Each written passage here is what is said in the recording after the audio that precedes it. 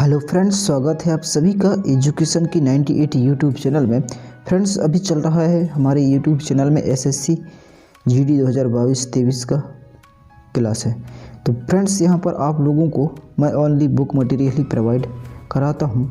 तो चलिए, आज हम जो हमारा टॉपिक रहेगा वो रहेगा सामान्य ज्ञान एवं सामान्य जानकारी के महाजनपदों का उदय। आज इसी के बारे में पूरा का पूरा हम कवर करने वाले हैं, बारीकी से डिस्कशन करने वाले हैं कि महाजनपद का उदय कैसे हुआ, महाजनपद में क्या क्या हुआ, क्या कैसा हुआ।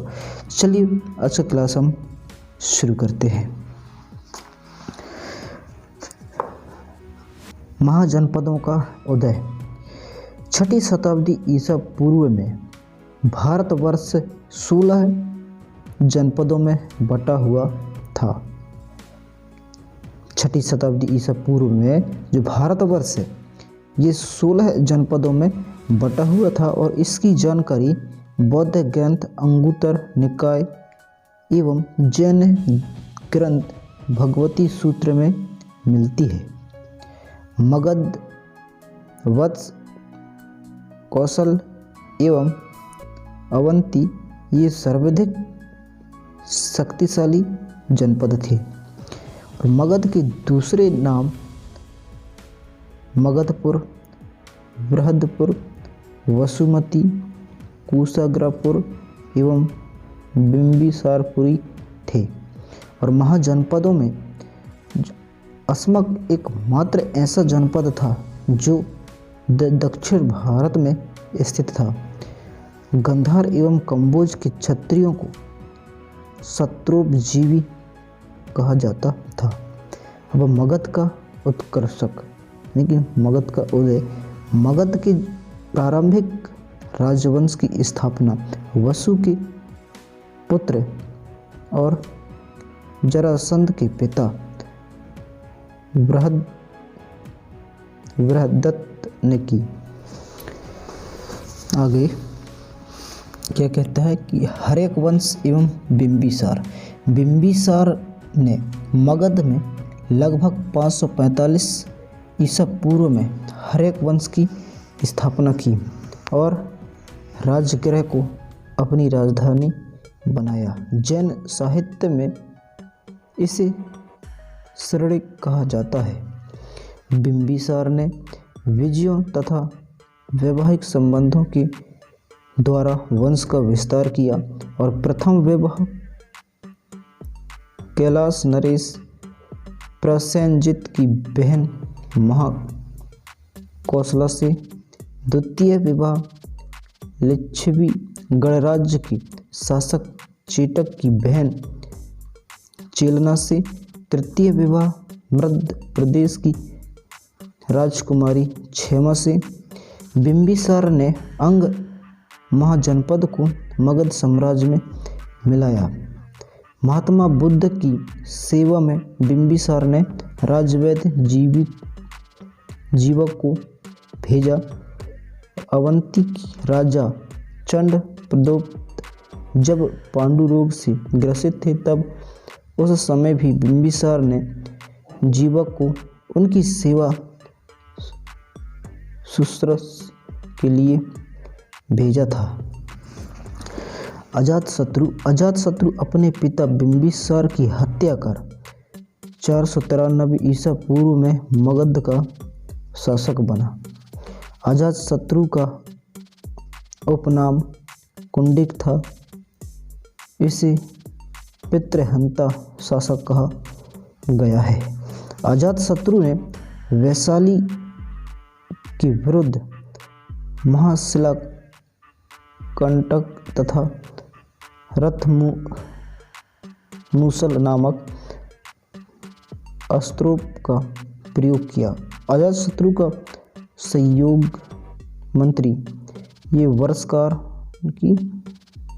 वास्यकार था और इसी की सहायता से अजातशत्रु को वैशाली पर विजय पाने में सफलता मिली। अजातशत्रु ने कौशल के राजा प्रसेनजित को पराजित कर काशी का काशी का प्रदेश प्राप्त किया और उसकी पुत्री वजीरा से विवाह किया। मगध के प्रमुख वंश संस्थापक काल और राजधानी। बृहद वंश बृहद महाभारत काल और गिरिव्रज यानी कि राजगृह राजधानी। हर्यक वंश बिंबिसार 545 ईसा पूर्व राजगृह। शिशुनाग 412 ईसा पूर्व वैशाली। नंद वंश पद्मनंद 344 ईसा पूर्व पाटलिपुत्र। अब अजात शत्रु की हत्या 461 ईसा पूर्व में उसके पुत्र उदयन ने की और स्वयं मगध का शासक बना।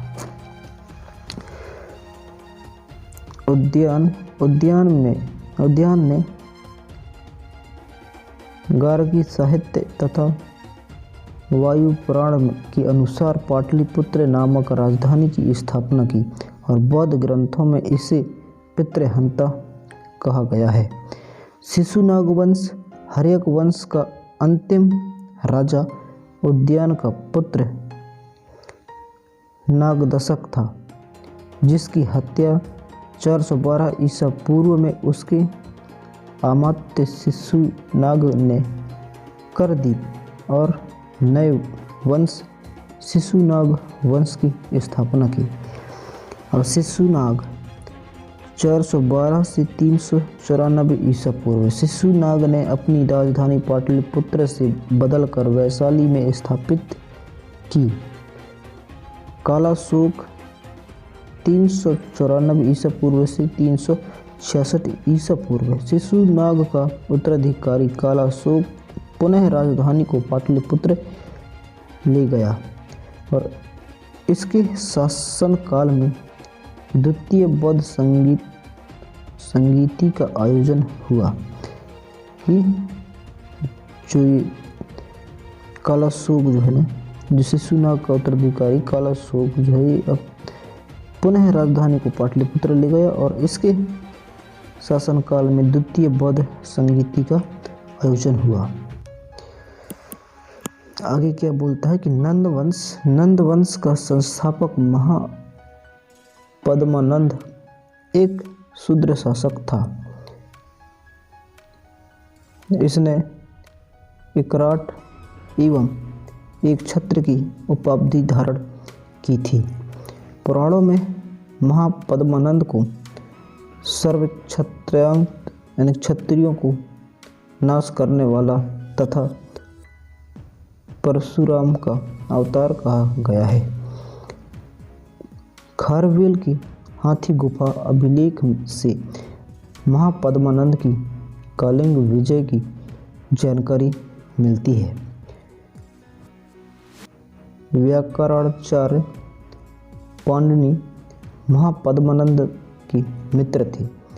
नंद वंश का अंतिम शासक घनानंद था। यह सिकंदर का समकालीन था। घनानंद को ग्रीक लेखकों ने अग्रिमज एवं जैनेन्द्रमिज कहा। तो कुछ इस तरह रहा महाजनपदों का उदय। अब आगे हम देखने वाले हैं विदेशी आक्रमण। इसके बारे में भी हम डिटेल से जानेंगे कि विदेशी आक्रमण क्या है। और ईरानी आक्रमण। भारत पर प्रथम विदेशी आक्रमण ईरान की एकमेनियन यानी कि हकमानी साम्राज्य ने की। डेरियस दारा ये 532 से 486 ईसा पूर्व ने भारत पर प्रथम सफल आक्रमण किया, जिसका प्रमाण बेहस्तून पार्सिपोलिस एवं नक्सेस्त्रुम अभिलेख में मिलता है और उसने गंधार तथा पंजाब को ईरान साम्राज्य में मिला लिया।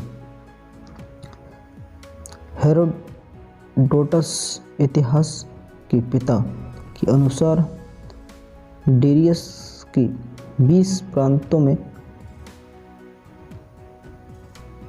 अंतिम प्रांत भारत में था।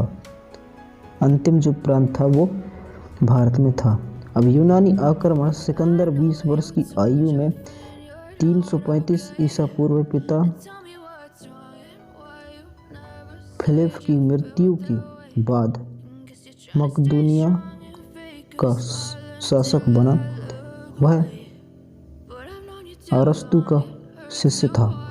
सिकंदर ने 326 ईसा पूर्व में बलख को जीतने के बाद काबुल होते हुए हिंदू कुश पर्वत पर पार कर भारत पर आक्रमण किया।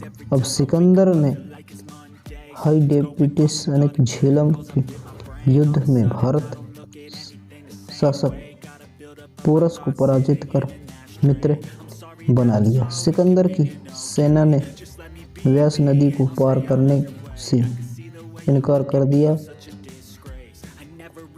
तत्पश्चात सिकंदर 325 ईसा पूर्व में भारत से वापस लौट गया। वह भारत में कुल 19 महीने रहा। सिकंदर ने सेनापति नेरियाकस की अधीन सेना का बड़ा भाग समुद्र के रास्ते भेजा। सिकंदर की मृत्यु 323 ईसा पूर्व में बेबीलोन में 33 वर्ष की अवस्था में हो गई। सिकंदर ने भारत में विजय के उपलक्ष्य में निकिया नगर एवं अपने घोड़े की याद में बुकाफिला नगर का निर्माण किया। तो दोस्तों आज की क्लास में बस हम इतना ही। अगले क्लास में हम पढ़ने वाले हैं मौर्य साम्राज्य। क्या कहता है मौर्य साम्राज्य, कैसा क्या रहेगा। तो नेक्स्ट क्लास जो हमारा रहेगा वो रहेगा मौर्य साम्राज्य। तो आज के क्लास में बस इतना ही। मिलते हैं अगले क्लास में। तब तक के लिए जय हिंद, वंदे मातरम।